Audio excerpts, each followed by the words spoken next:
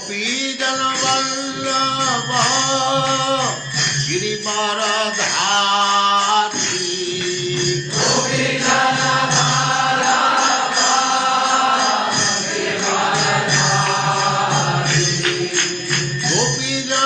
वल्लभ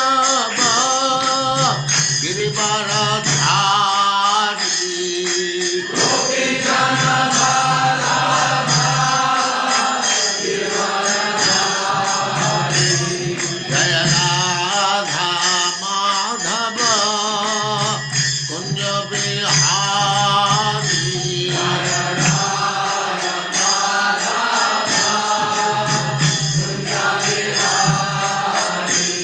जय राधा माधव कुंज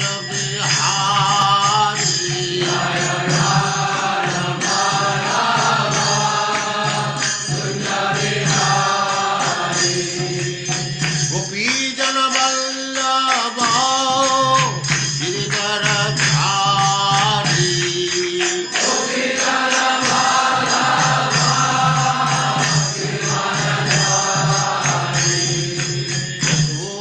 यशोदानंदन ब्रज जन रंजन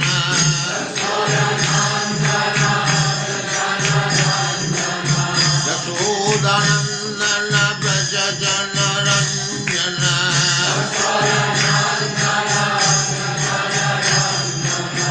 जमुना तीर वनचारी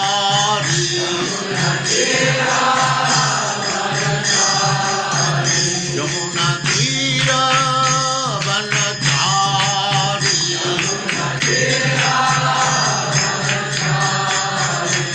जय राधा माधव कुंज बिहारी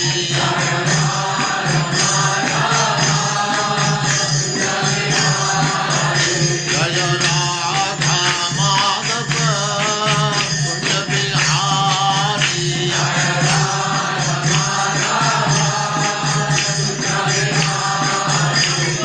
गोपीजन वल्लभ गिरिवरधारी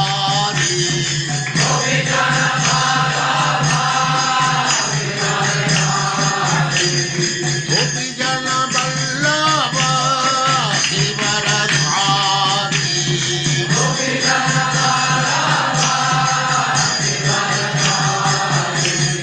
यशोदानंदन ब्रज जन रंजन यशोदानंदन ब्रज जन रंजन जमुना तीर वनचारी जय राधा माधव कुंज बिहारी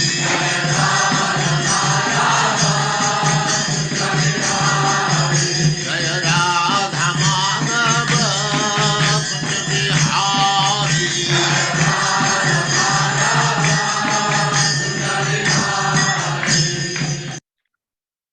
ओम नमो भगवते वासुदेवाय। ओम नमो भगवते वासुदेवाय। ओम नमो भगवते वासुदेवाय। ओम नमो भगवते वासुदेवाय।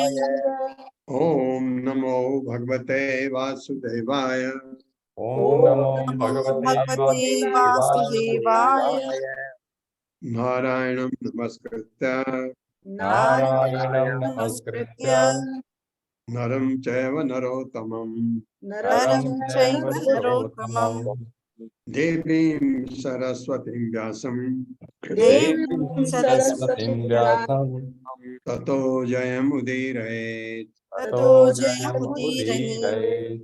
नष्टप्रायेषु अभद्रेषु नष्टप्रायेषु भद्रेषु नित्यं भागवत सेवया नित्यं भागवत सेवया भगवते उत्तमा श्लोके भगवते उत्तमा श्लोके भक्तिर्भवति नैष्टिकी भक्तिर्भवति नैष्टिकी हरे कृष्ण, आप सबका हरे स्वागत है। हरे कृष्णा प्रभु जी, दंडवत प्रणाम।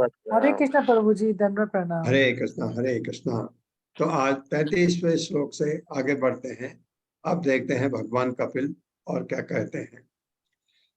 तस्मात् मयि अर्पित अशेष क्रिया अर्थ आत्मा निरंतरः मयि अर्पित आत्मनः पुंसो मयि संन्यस्त कर्मणः न पश्यामि परम भूतम अकर्तुः समदर्शनात्।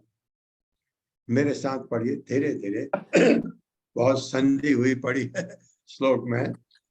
तस्मात् मयि अर्पित अशेष तस्मात् मयि अर्पित अशेष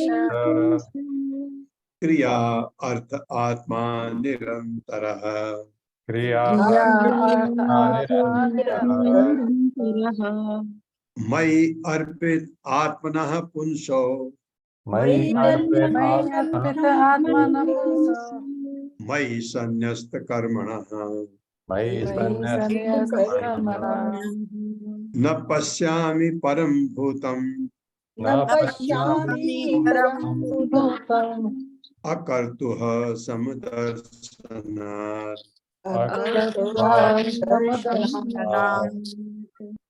शब्दार्थ है तस्मात्, उसकी अपेक्षा मई मुझको अर्पित भेंट किया गया अशेष समस्त क्रिया कर्म अर्थ संपत्ति आत्मा जीवन या आत्मा निरंतर बिना रुके मई मुझको अर्पित अर्पित आत्मना जिसका मन पुंसः मनुष्य की अपेक्षा मई मुझको संन्यस्त अर्पित कर्मणः जिसके कर्म न नहीं पश्यामि देखता हूँ परम महानतम भूतम जीव को अकर्तु स्वामित्व के बिना।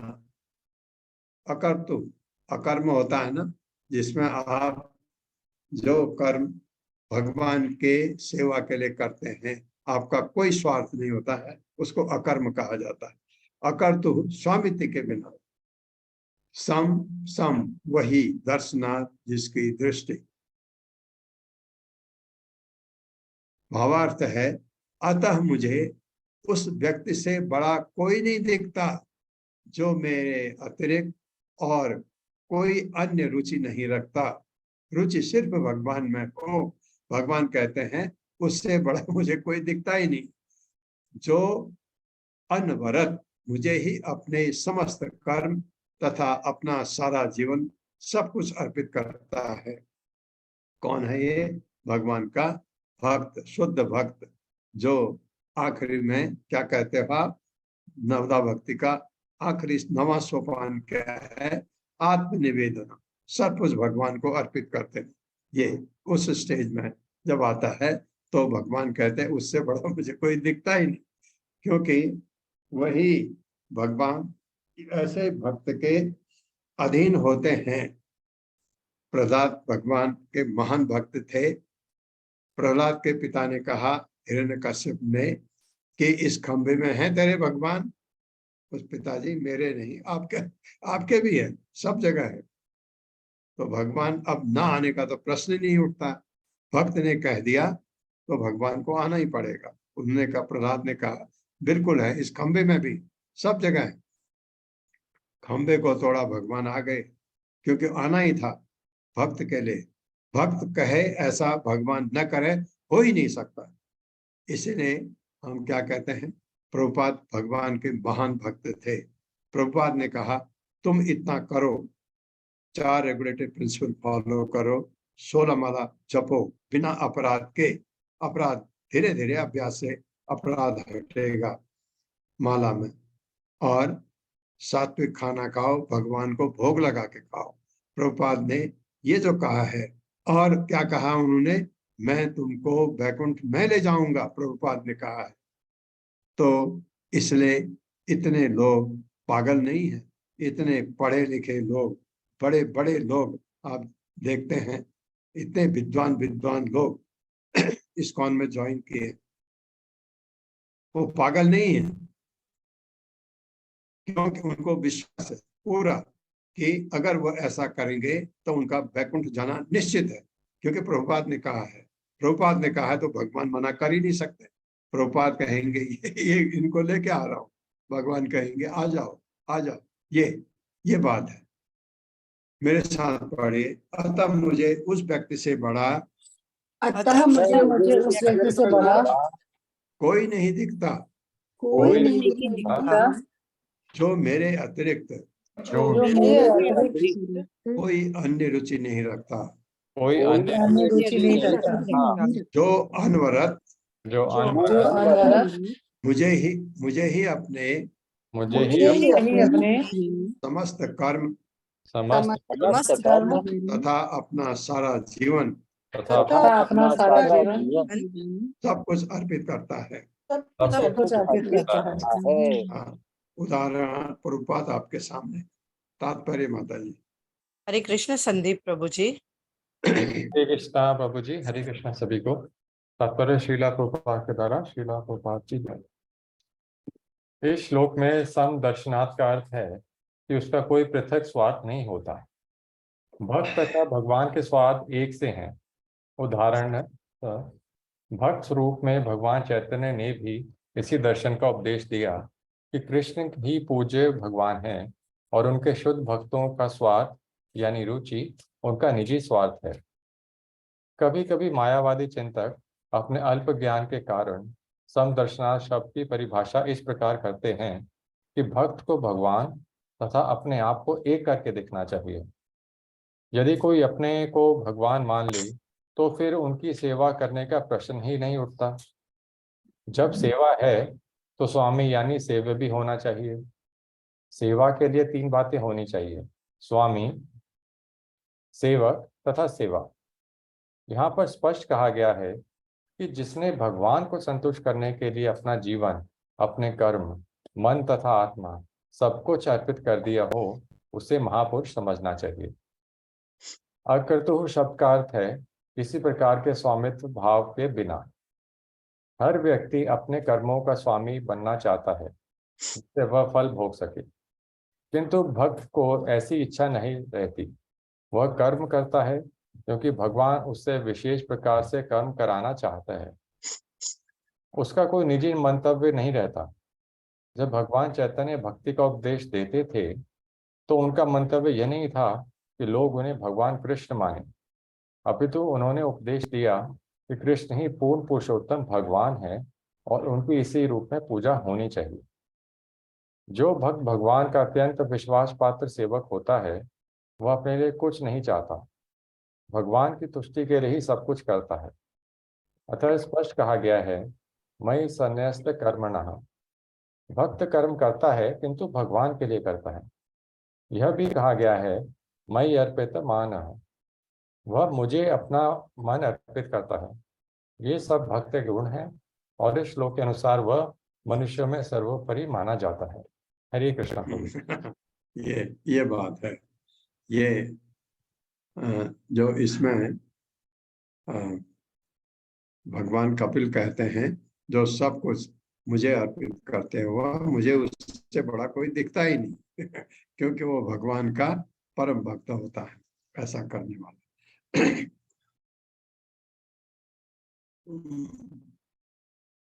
मनसा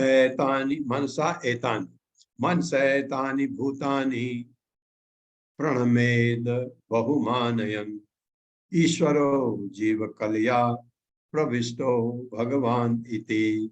मेरे साथ पढ़िए। मन शैतानि भूतानि भूतानि प्रणमेद मानयन् प्रणमेत बहुमानय ईश्वरो जीव कलया ईश्वरो जीव कल्याण प्रविष्टो भगवान इति। भगवान इति। हाँ, मन शैतानि है, मनसा एतानि। मनसा मन से, एतानि इन, भूतानि जीवों को, प्रणमेद प्रणाम करे, बहुमानयन आदर प्रदर्शित करते हुए, ईश्वर नियामक जीव जीवों का कलिया परमात्मा के रूप में अपने अंश से प्रविष्ट प्रवेश किया है भगवान श्री भगवान इति, इस प्रकार ऐसा पूर्ण भक्त प्रत्येक जीव को प्रणाम करता है। जिस भक्त की बात कपिल भगवान कर रहे थे अभी, वो कह रहे हैं ऐसा भक्त प्रत्येक जीव को प्रणाम करता है। क्यों? क्योंकि उसका दृढ़ विश्वास है कि भगवान प्रत्येक जीव के शरीर के भीतर परमात्मा या नियामक के रूप में प्रविष्ट रहते हैं। तो नमस्कार बनता है ना। किसी जीव को आप नमस्कार करते हैं तो उसके अंदर जो परमात्मा है उसको नमस्कार होती है। मेरे साथ पढ़िए, ऐसा पूर्ण भक्त ऐसा पूर्ण भक्त प्रत्येक जीव को प्रणाम करता है, प्रत्येक जीव को प्रणाम करता है, क्योंकि उसका दृढ़ विश्वास है कि क्योंकि उसका दृढ़ विश्वास है कि भगवान प्रत्येक जीव के शरीर के भीतर भगवान प्रत्येक जीव के शरीर के भीतर परमात्मा या नियामक के रूप में प्रविष्ट करते हैं। परमात्मा या नियामक के रूप में प्रवेश करते हैं। तात्पर्य माता जी। हरे कृष्ण कुमुद माता जी। हरे कृष्णा माता जी, हरे कृष्णा प्रभु जी, दंडवत प्रणाम।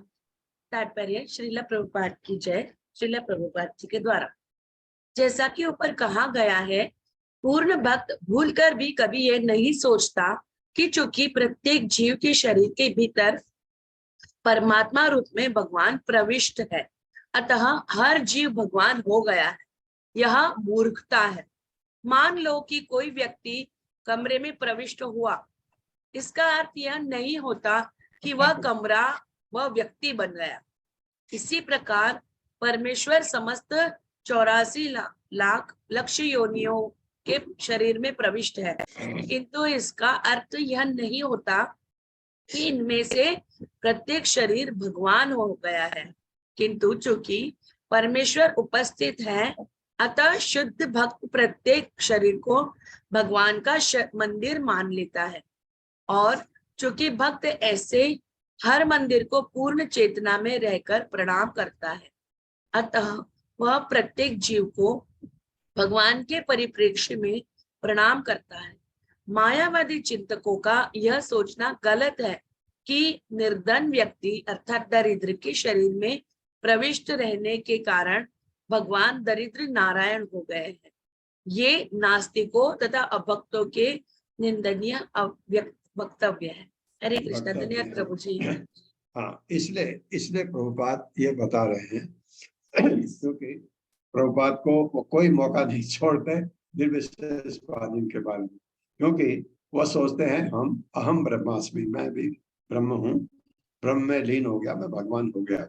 ये धारणा गलत बताई जाती है। और वैसे भी हमें इतना जानने का, जो प्रभुपाद इतना लिखते हैं, इसको न भी आप दिमाग में रखो, आप इतना सोचिए जो प्रभुपाद ने पहले बता दिया कि मायावादी के रास्ते पर हमको जाना ही नहीं, क्योंकि वो भगवान के साकार रूप को नहीं मानते।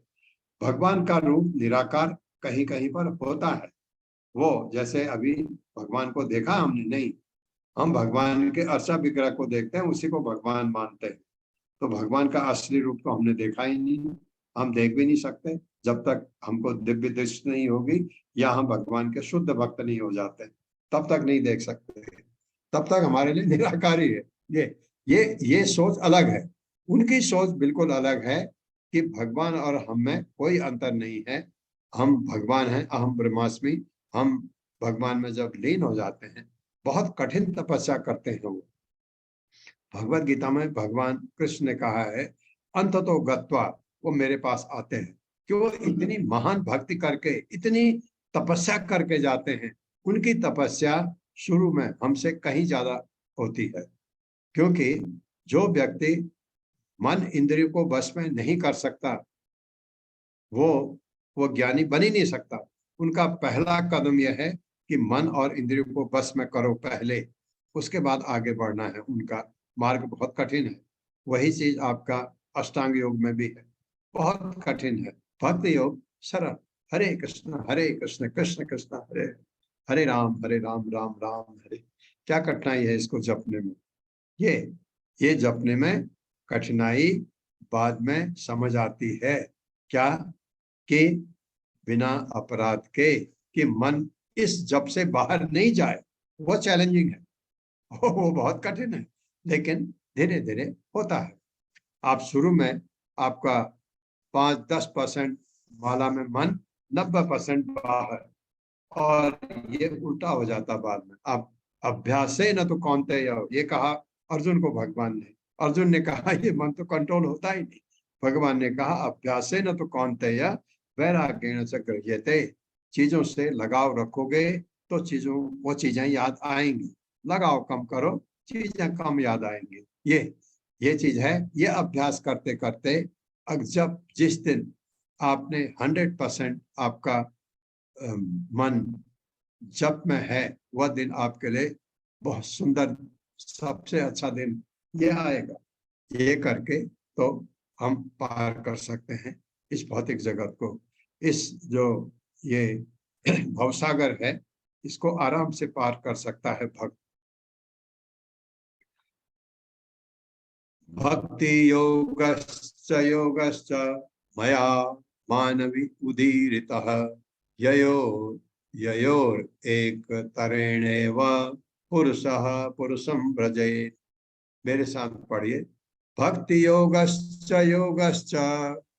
भक्ति हाँ, इसको कैसे भी पढ़ सकते हैं। भक्ति योगः च, क्योंकि सौ विसर्ग की जगह आता है।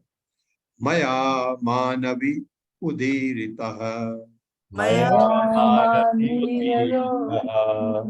हाँ, मानव व्यू है, व्यू को वी करेंगे तो उसमें उ आ जाएगा। ययोर एक तरेणैव पुरुषः पुरुषं व्रजेत्। शब्दार्थ है भक्ति योग, भक्ति च तथा योग, योग च तथा मया मेरे द्वारा, मानवी हे मनुपुत्री, अपनी माँ को कह रहे हैं, स्वयं वो मनु की पुत्री है ना वो, उदीरितः वर्णित, ययो जिस दो का एक तरेण किसी एक से, एव अकेला, पुरुषः पुरुष, पुरुषम परम पुरुष को ब्रजेत प्राप्त कर सकता है। हे माता, अपनी माँ को कह रहे हैं, हे मनुपुत्री, जो भक्त इस प्रकार से भक्ति तथा योग का साधन करता है, जैसे अभी बताया उन्होंने, उसे केवल भक्ति से ही परम पुरुष का धाम प्राप्त हो सकता है, और कुछ नहीं चाहिए। भक्ति से वो भगवत धाम जा सकता है। मेरे साथ पढ़िए, हे माता, हे माता, हे मनुपुत्री, हे मनुपुत्री, जो भक्त इस प्रकार से जो भक्त इस प्रकार से भक्ति तथा योग का साधन करता है, भक्ति तथा योग का साधन करता है, उसे केवल भक्ति से ही भक्ति से ही परम पुरुष का धाम प्राप्त हो सकता है। परम पुरुष का धाम प्राप्त हो सकता है। हो सकता है। तात्पर्य माता जी। हरे कृष्ण गोपाल झा प्रभु जी। हरे कृष्ण माता जी, दंडवत प्रणाम। हरे कृष्ण प्रभु जी, दंडवत प्रणाम। श्रील प्रभुपाद जी की जय। श्रील प्रभुपाद जी के द्वारा तात्पर्य, यहाँ पर पूर्ण पुरुषोत्तम भगवान श्री कपिल ने ठीक ठीक बताया है कि अष्टांग योग इस उद्देश्य से संपन्न किया जाता है जिससे भक्ति योग की पूर्ण अवस्था प्राप्त हो सके। मनुष्य को केवल आसान लगने का अभ्यास करके तथा अपने आप को पूर्ण समझकर संतुष्ट नहीं हो जाना चाहिए। ध्यान के द्वारा उसे भक्ति योग की अवस्था प्राप्त करनी चाहिए। जैसा कि पहले कहा जा चुका है, योगी को भगवान श्री विष्णु के रूप का ध्यान करना चाहिए। उसे चरण तल से पांव, घुटनों, जंघों से होते हुए वक्षस्थल और गले तक और धीरे धीरे ऊपर उठते हुए उनके मुखमंडल तथा आभूषणों तक पहुंचने चाहिए। निराकार में ध्यान करने का कोई प्रश्न नहीं उठता। जब पूर्ण पुरुषोत्तम भगवान के इस प्रकार विस्तृत ध्यान के पश्चात मनुष्य भगवत प्रेम के स्तर पर आता है तो यही स्तर भक्ति योग का है, और इस स्तर पर उसे दिव्य प्रेम से अभिभूत होकर श्री भगवान की वास्तविक सेवा करनी चाहिए। जो कोई योग का अभ्यास करके भक्ति योग के बिंदु तक पहुंचता है वह पूर्ण पुरुषोत्तम भगवान को उसके दिव्य धाम में प्राप्त करता है। यहाँ पर स्पष्ट रूप से कहा गया है पुरुषः पुरुषम ब्रजेत, जीव परम पुरुष के पास जाता है। गुणात्मक दृष्टि से जीव तथा श्री भगवान एक है, दोनों ही पुरुष कहलाते हैं। जीव तथा श्री भगवान दोनों में पुरुष के गुण होते हैं। पुरुष का अर्थ है भोक्ता, और भोग की भावना जीव तथा परमेश्वर दोनों में पाई जाती है। अंतर इतना है कि दोनों में भोग की मात्रा बराबर नहीं होती।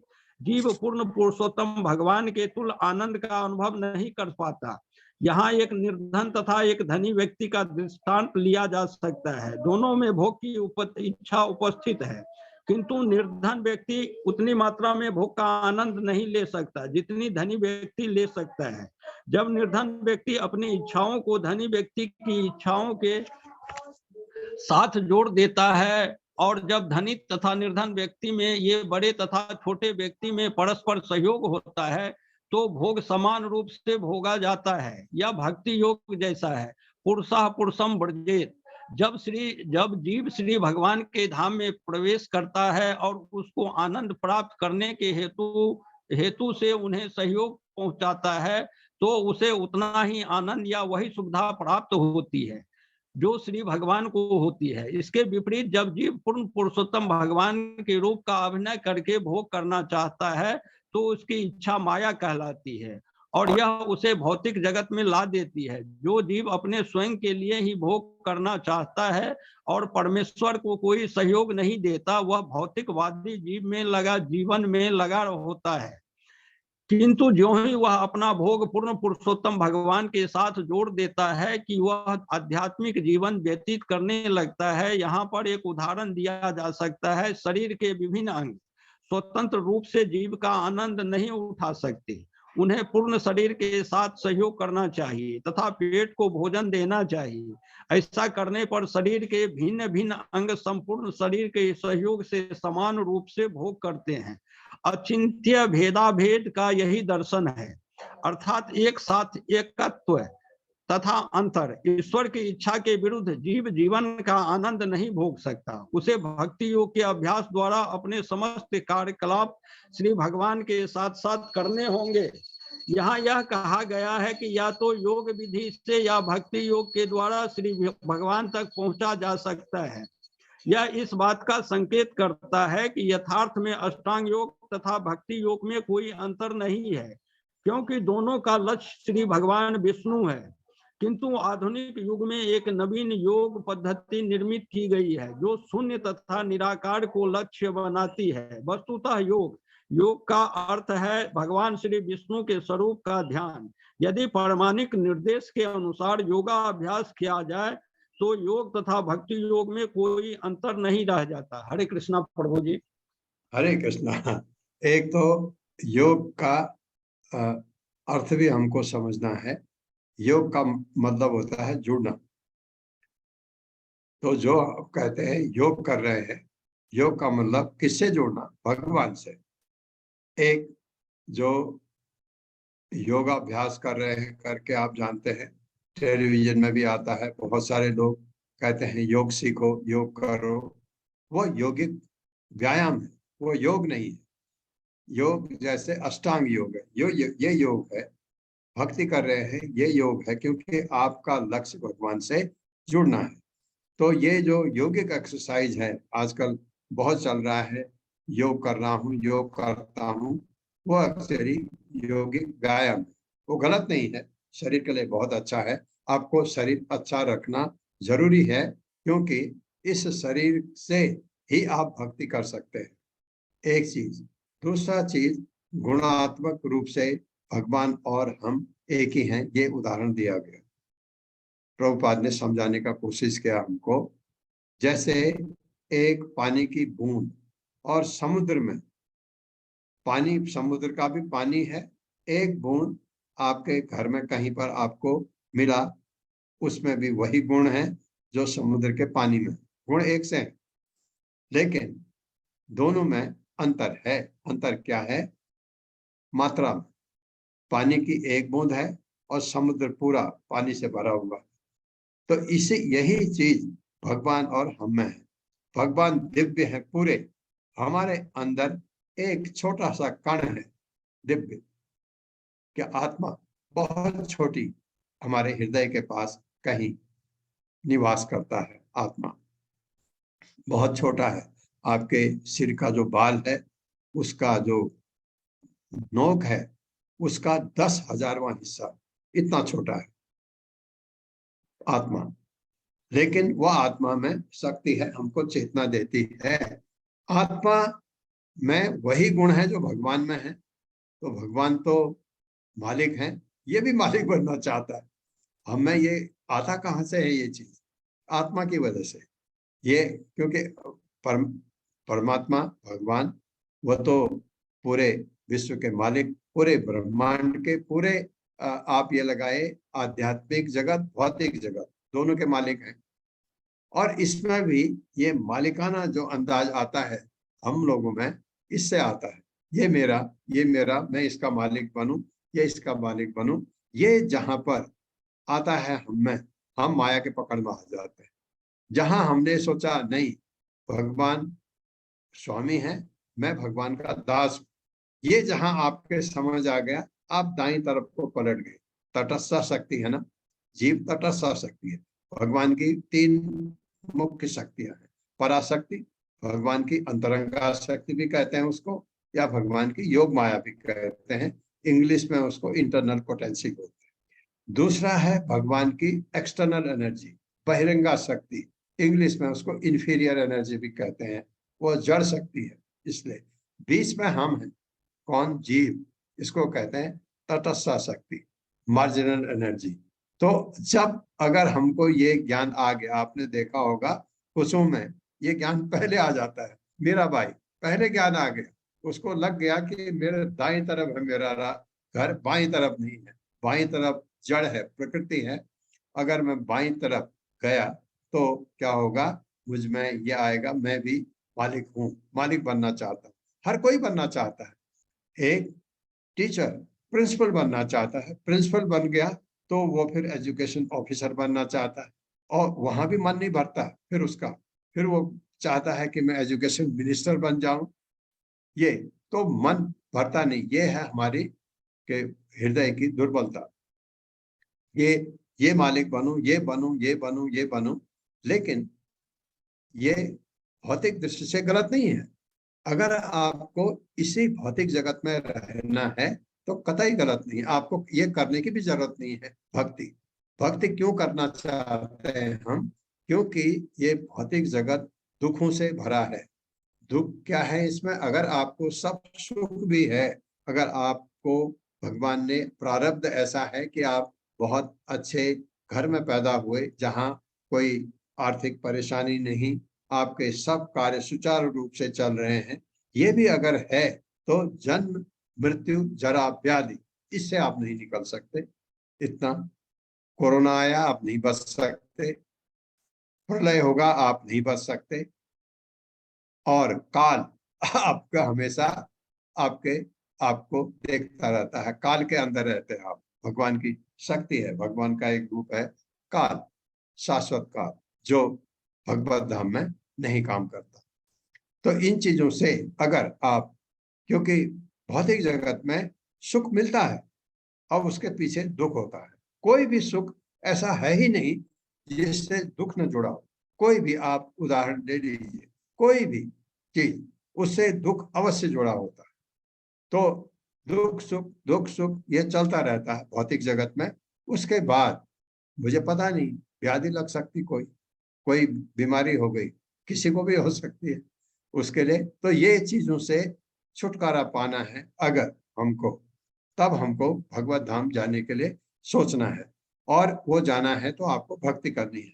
भक्ति करने में ये चीजें जो बताई गई, कि ये चीज अपने को कभी भी इस भौतिक जगत में मालिक नहीं समझना है, अपने को भगवान का दास। और एक चीज शब्द आया है अचिंत्य भेदा भेद, कहीं पर लगता है ना ये भी है ये नहीं भी है। ये चैतन्य महाप्रभु ने ये शब्द दिया, ये दोनों सही हैं, ये है भी नहीं भी है। अचिंत्य भेदा भेद, इस शब्द का यूज चैतन्य महाप्रभु ने समझाया था। एतद् भगवतो रूपम ब्रह्मणः परमात्मनः परम प्रधानम पुरुषम दैवम कर्म विचेष्टितम। मेरे साथ एतद् भगवतो रूपम एतद् भगवतो एतद् भगवतं रूपं ब्रह्मणः परमात्मनः ब्रह्मणः परमात्मनः परम प्रधानम पुरुषम परम परं प्रधानं प्रधानम् पुरुषं एवं कर्म विचेष्टितम। दैवं एवं कर्म कर्म विचेष्टितम्। शब्दार्थ है एतत् यह भगवतः भगवान का रूपम रूप ब्रह्मण ब्रह्म का परम आत्मा परमात्मा का ब्रह्म परमात्मा भगवान ईश्वर भगवान के तीन रूप से अनुभूति होती है। एक ईश्वर है, परमात्मा है, ब्रह्म है। परमात्मा भगवान का अंश है, हमारे अंदर है, लेकिन उसमें भगवान के सारी शक्ति नहीं होती, भगवान का अंश है। और ब्रह्म भी उसके नीचे आता है। ये तीन चीजें कुछ लोग ब्रह्म में, जैसे ब्रह्म ज्योति में अपने को लीन करते हैं। कौन है? उनको कहते हैं ज्ञानी। और जो मिस्टिक योगी हैं वो परमात्मा तक पहुंचना चाहते हैं, और जो भक्त है वो भगवान तक पहुंचना चाहता है। तो भक्त भी इन स्थितियों से जाता है। भक्त भक्ति करते करते ये जो ब्रह्म है ज्योति में, उससे गुजरता है, परमात्मा को पार करता है और भगवान को प्राप्त करता है। भगवत गीता के 18 दिन वाली भगवत गीता में हमने आपको ये दिखाया था, बहुत अच्छी तरह समझाया था। तीनों ये भगवान की अनुभूति तीन तरह से होती है।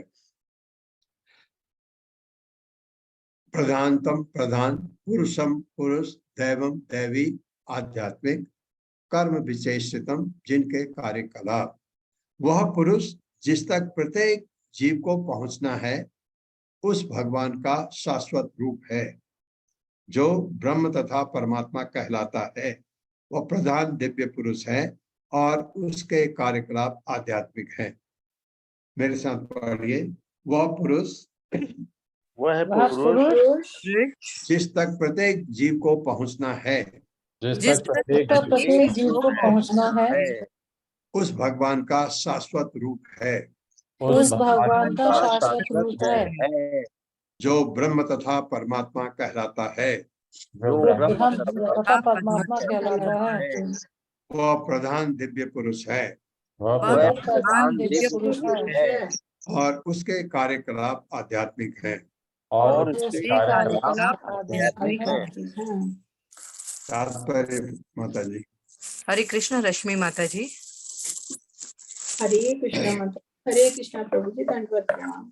शील प्रभुपाद की जय। शील प्रभुपाद द्वारा तात्पर्य, जिस पुरुष तक जीव को पहुंचना है उसे विवेदित करने के लिए समस्त जीवों में प्रमुख कहा गया है, और वो निराकार ब्रह्म तेज तथा परमात्मा का अंतिम स्वरूप है। चूंकि वो ब्रह्म तेज तथा परमात्मा का उत्पत्ति स्थान है, इसलिए उसे मुख्य पुरुष कहा गया है। कठोपनिषद में पुष्टि की गई है, नित्यो नित्यानाम। शाश्वत जीव तो अनेक हैं, किंतु वो मुख्य पालक है। इसकी पुष्टि भगवत गीता में भी हुई है, जहां भगवान कहते हैं, हम सर्वस्व प्रभुवा, मैं हर वस्तु का मूल हूँ, जिसमें ब्रह्म तेज तथा परमात्मा सम्मिलित हैं। उनके कार्यकलाप दिव्य हैं, जैसे कि भगवत गीता में पुष्टि हुई है, जन्म कर्म चमे दिव्यम। भगवान के कार्यकलाप तथा उनका प्राकट्य एवं तिरोधान सभी दिव्य है। इन्हें भौतिक नहीं मानना चाहिए। जो कोई इस तथ्य को समझता है, उनके कार्यकलाप प्राकट्य तथा तिरोधान सारे भौतिक कार्यों या भौतिक अनुभूत से परे हैं, वो मुक्त हो जाता है।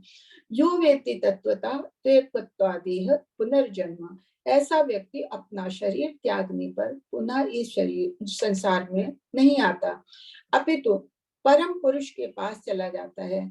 यहाँ पर इसकी पुष्टि है, पुरुष पुरुषम व्रजेत।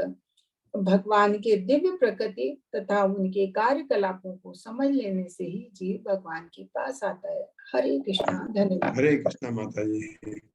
ये कौन समझता है? जो प्रभुपाद ने एक भगवत गीता के श्लोक का मेरे ख्याल से तीसरे अध्याय में शायद है, जन्म कर्म च मे दिव्यम एवं यो वेदि तत्वतः त्यक्त्वा देहं पुनर्जन्म न एति, भूल गया मैं आगे, त्यक्त्वा देहं पुनर्जन्म न एति सो अर्जुन, वो फिर इस शरीर को त्यागने के बाद उसका पुनर्जन्म नहीं होता।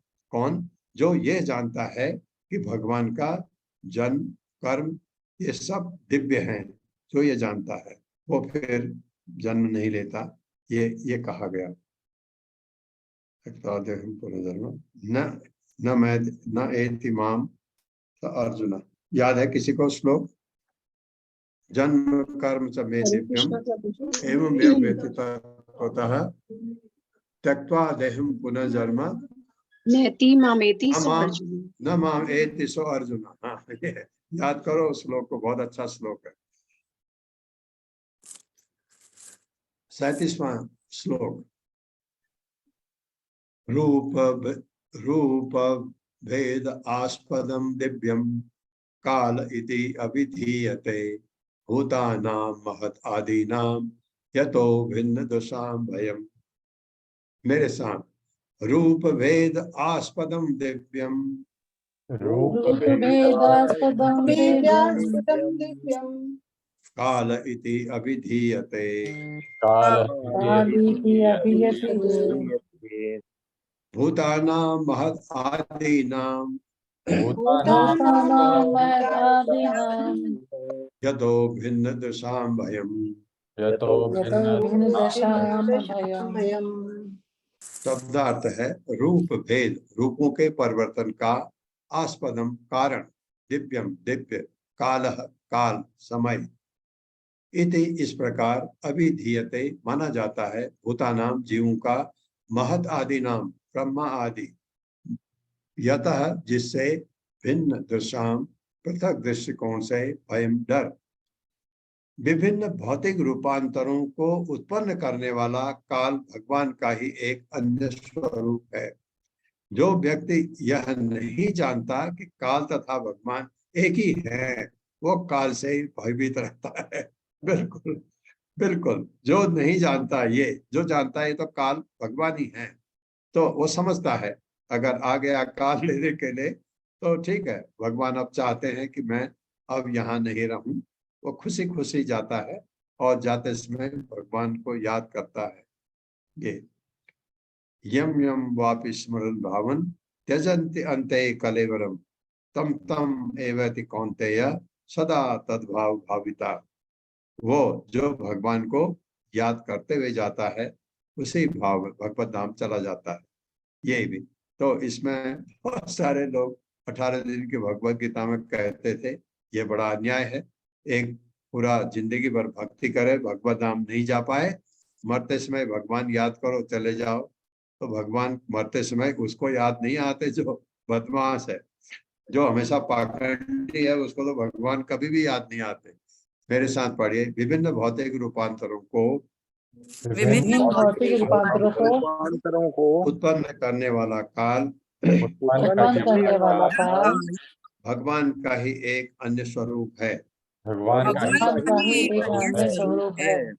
जो व्यक्ति यह नहीं जानता कि जो व्यक्ति यह नहीं जानता कि काल तथा भगवान एक ही हैं, काल तथा भगवान एक ही है, वह काल से भयभीत रहता है। वह काल से भयभीत रहता है। हाँ, डर जाते हैं लोग, जब उनको लगता है मैं मरने वाला हूँ, बहुत डर जाते हैं, लेकिन भगवान का भक्त बिल्कुल नहीं डरता। ये फर्क है। भक्ति में इतनी शक्ति है कि आपको अपनी मृत्यु से कभी डर नहीं लगता। तात्पर्य माता जी। हरे कृष्ण। रीटा माता जी। हरे कृष्णा माता जी। हरे कृष्णा प्रभु जी। पढ़िए माता जी। श्रीला प्रभुपाद की जय। तात्पर्य श्रीला प्रभुपाद जी के द्वारा, हर कोई काल की गतिविधियों से भयभीत रहता है, किंतु जो ये जानता है कि काल भगवान का दूसरा स्वरूप है, उसे काल प्रभाव से तनिक भी भय नहीं होता। रूप भेदास्पदम पद अत्यंत महत्वपूर्ण है। काल के प्रभाव से ना जाने कितने स्वरूप बदलते रहते हैं। उदाहरणार्थ, जब बच्चा पैदा होता है तो उसका रूप छोटा होता है, किंतु कालक्रम से वही रूप बड़े रूप में बदल जाता है। पहले एक बालक के शरीर में और फिर तरुण पुरुष के शरीर में बदल जाता है। इसी प्रकार प्रत्येक वस्तु काल द्वारा या भगवान के अप्रत्यक्ष नियंत्रण द्वारा बदलती रहती है। सामान्यतः हमें एक शिशु, एक बालक या एक तरुण पुरुष के शरीर में अंतर नहीं दिखता, क्योंकि हमें पता है कि ये काल का प्रभाव है। जो व्यक्ति यह ना जानता हो कि काल किस प्रकार क्रिया करता है, उसके लिए काल भय का कारण है। हरे कृष्णा। भय का कारण होता है। काल भगवान का एक रूप है, लेकिन याद रखिए खाली भौतिक जगत में काल भगवत धाम में काम नहीं करता, वहां काल होता ही नहीं। यहाँ काल जैसे बताया, काल का असर, एक मैं बहुत छोटा बच्चा था, थोड़ा बड़ा हुआ, थोड़ा बड़ा हुआ, स्कूल गया, कॉलेज गया, यूनिवर्सिटी गया, नौकरी में लगा, नौकरी से रिटायर हो गया, बुढ़ा हो गया, इतना परिवर्तन शरीर में आ गया, काल का असर।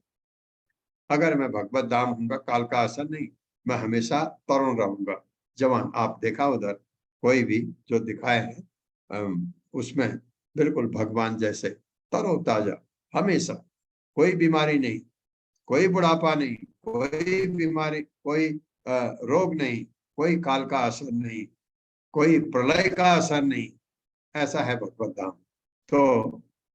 तो ये काल का असर हमारे भौतिक जगत में, और काल से सब भयभीत रहते हैं। अगर किसी को बताया गया तेरा 1 ही साल बचा है, जैसे मैं बता रहा हूँ, ये पता लगता है क्योंकि मैं कैंसर डिपार्टमेंट में काम किया हूँ पहले अपने जिंदगी के शुरू में। तो जब इतने भयभीत रहते हैं मरीज जिनको कैंसर होता है, कि उनको अगर बता दिया जाए कि आपका कैंसर क्यूरेबल है, तो उनमें एक नई जिंदगी जैसी आ जाती है। ऐसा इतने डर जाते हैं काल से, क्योंकि कुछ कैंसर ऐसे हैं जो बहुत खतरनाक होते हैं, जिनका पता लगता है कि अब समय 3 महीना है, 6 महीना है, साल भर है, 2 साल है, तो इतने भयभीत रहते हैं काल से। ये अगर भगवान के भक्त को कैंसर हो जाए, तो भगवान का भक्त उस कैंसर को भगवान के प्रसाद की तरह लेता है। अरे भगवान ने तो ऐसा रोक दिया जिसमें मैं 2 महीना बच सकता हूँ, 4 महीना बच सकता हूँ, मुझे भगवान की भक्ति करने का मौका इतने समय तक है। भक्त ऐसा सोचता है, वो डरता नहीं, लेकिन भौतिकतावादी लोग डरते हैं। 38वां श्लोक, यो अंतः प्रविश्य भूतानि भूतैर अत्ति अखिलाश्रयः स विष्णु आख्यो अधियज्ञो असौ कालः कलयतां प्रभु। मेरे साथ पढ़िए, यो अंतः प्रविश्य भूतानि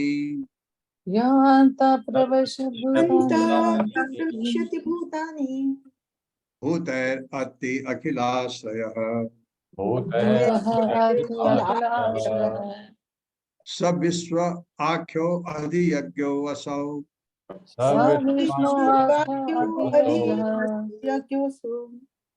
असौ कालः कलयतां प्रभु। शब्दार्थ है, यह जो अंतः भीतर प्रविश्य घुसकर भूतानि जीवों को, भूत है जीवों के द्वारा, अति संहार करता है, अखिल हर एक का आश्रय आधार, सह व विष्णु, विष्णु आख्य नामक अधियज्ञ समस्त यज्ञों का भोक्ता, असौ वह काल, काल कालयताम समस्त स्वामियों का प्रभु स्वामी। समस्त यज्ञों के भोक्ता भगवान विष्णु काल स्वरूप हैं तथा समस्त स्वामियों के स्वामी हैं। वे प्रत्येक के हृदय में प्रविष्ट करने वाले हैं, वे सबके आश्रय हैं और प्रत्येक जीव का दूसरे जीव के द्वारा संहार कराने का कारण है। प्रत्येक जीव का दूसरे जीव के द्वारा संहार कराने का कारण है। मेरे साथ पढ़िए, समस्त यज्ञों के भोक्ता भगवान विष्णु काल स्वरूप हैं भगवान विष्णु काल स्वरूप हैं तथा समस्त स्वामियों के स्वामी हैं। तथा समस्त समस्त स्वामियों के स्वामी हैं। वे प्रत्येक के हृदय में प्रवेश करने वाले हैं। वे वे वे प्रत्येक प्रत्येक के हृदय में करने वाले प्रवेश हैं। करने करने वाले वाले हैं। हैं। वे सबके आश्रय हैं वे वे सबके सबके आश्रय आश्रय हैं हैं और प्रत्येक जीव का और और प्रत्येक प्रत्येक जीव का दूसरे जीव के द्वारा दूसरे दूसरे जीव के दूसरे जीव के द्वारा संहार कराने का कारण है। संहार संहार कराने का कारण है। ये जीव का दूसरे जीव से क्या मतलब प्रभुपाद बताएंगे, शायद तात्पर्य माता जी। हरे कृष्ण सुधीर प्रभु जी। हरे कृष्णा सभी को, हरे कृष्णा, दंडवत प्रणाम। शील प्रभुपाद जी की जय। शील प्रभुपाद जी के द्वारा तात्पर्य। इस श्लोक में भगवान विष्णु का स्पष्ट वर्णन हुआ है।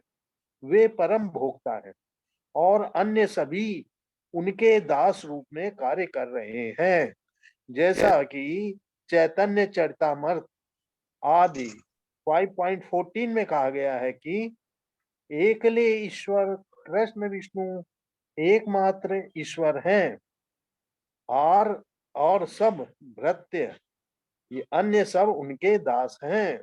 ब्रह्मा, शिव तथा अन्य देवता हैं। यही विष्णु प्रत्येक के हृदय में परमात्मा रूप में प्रवेश करते हैं और दूसरे जीव के द्वारा जीव का संहार करते हैं। हरे कृष्णा, दंडवत प्रणाम सभी को। हाँ, दूसरे जीव के द्वारा जीव का संहार करते हैं। ये थोड़ा अटपटा, ये कुछ तो सही है, हर जगह ये कैसे आता, दूसरे जीव के द्वारा जीव का संहार करते हैं, इसके बारे में मैं इसको थोड़ा चिंतन करके आपको बताऊंगा। दूसरे जीव के द्वारा जीव का संहार करते हैं भगवान, उसमें तो ठीक है। जैसे आपको युद्ध में हुआ कि आपको कोई दूसरा जीव मारता है, भगवान मरवाते हैं। भगवान ने इसके बारे में 11वें अध्याय भगवत गीता के कहा था कि मैं काल रूप में आया हूं और मैं इनको ऑलरेडी मार चुका हूं। भगवान ने कहा अर्जुन को, तो ये तो ऑलरेडी मर चुके हैं, मैं तो मार चुका हूं इनको, अब तू इसका श्रेय ले ले, क्योंकि तू मेरा भक्त है, मैं तुझे चाहता हूं कि श्रेय तेरे को मिले। मार तो मैं चुका हूं इनको, दिखाया था ना विराट रूप में। तो दूसरे जीव का द्वारा इसमें थोड़ा चिंतन करेंगे ये क्या चीज है। ये हरेक दूसरे जीव के द्वारा नहीं मारा जाता, बीमारी से मरता है, लेकिन ये क्यों ऐसा लिखा है इसके बारे में प्रभुपाद ने ज्यादा बताया नहीं, तो इसके बारे में सोच के बताऊं। 39 न च अस्य कश्चित् दयितो न द्वेषो न च बान्धवः आविशति अप्रमत्तो असौ प्रमत्तम जन्म अंतकृत। मेरे साथ पढ़िए।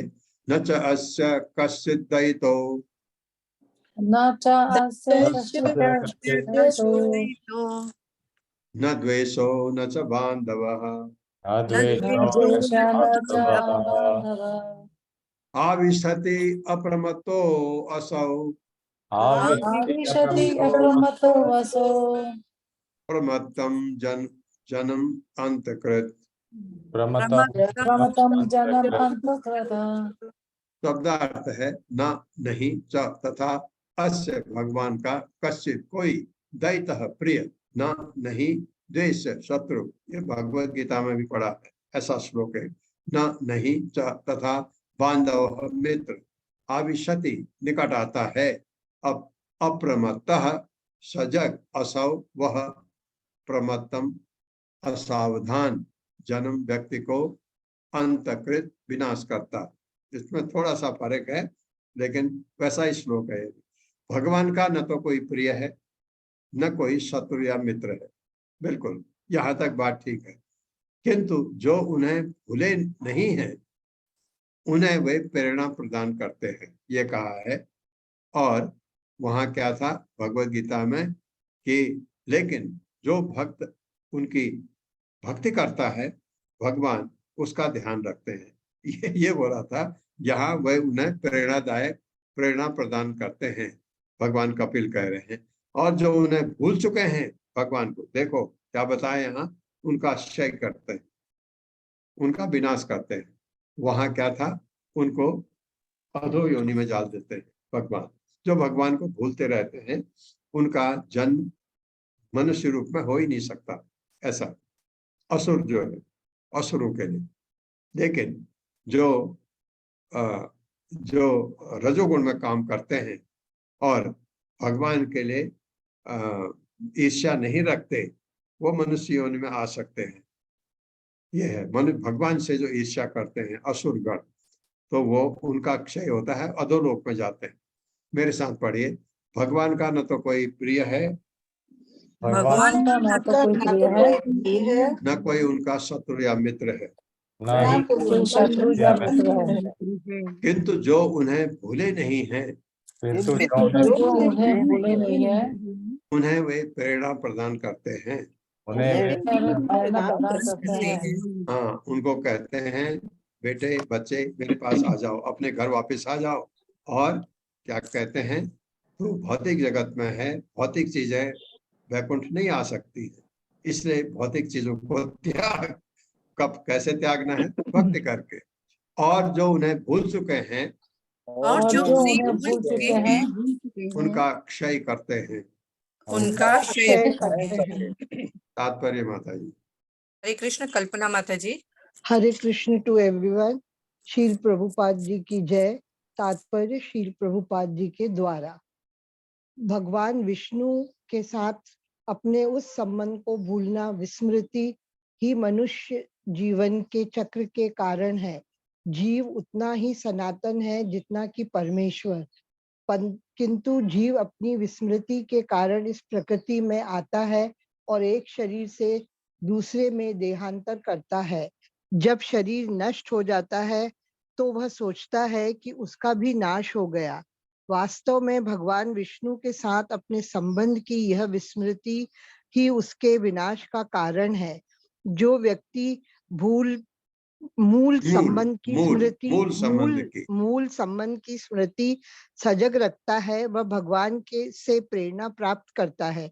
किंतु इसका यह अर्थ नहीं है कि भगवान किसी का शत्रु है और किसी का मित्र है। वह सबों की सहायता करता है और भौतिक शक्ति माया के प्रभाव से मोहित नहीं होता है। वह बच जाता है और जो मोहग्रस्त हो जाता है वह नष्ट हो जाता है। इसलिए कहा गया है, हरि बिना न मृति तरंती। परमेश्वर की सहायता के बिना कोई जन्म मृत्यु के चक्र से बच नहीं सकता।